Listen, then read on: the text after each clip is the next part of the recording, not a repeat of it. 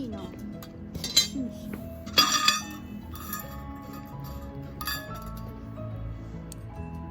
よいしょ、熱いかな。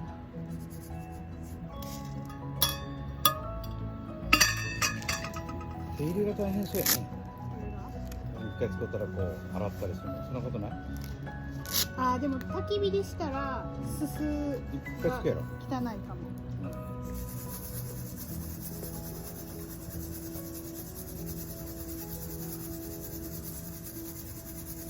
可愛いねやけど、こんなのやらや、こんなのやら。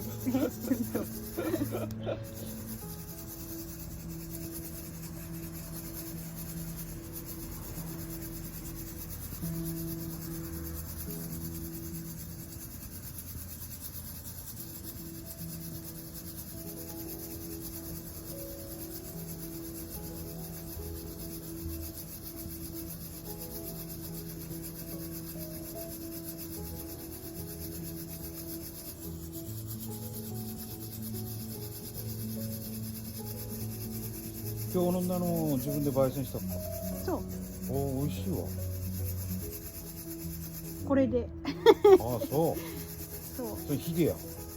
家はキャンプ用のガスはいはいをはい。流し、すごいチャフって言ってこの皮が飛び散るから焦げてきたら、うんうん。だからガス台でやったらガス台がそのカスだらけになるから、あ、そのそキャンプ用のガスを流しの真ん中に置いて、でなるべく流しの中で済むようにして、う。パチパチとうと。そうこの薄皮みたいなのが燃えてパワーってこう舞って下に落ちるから。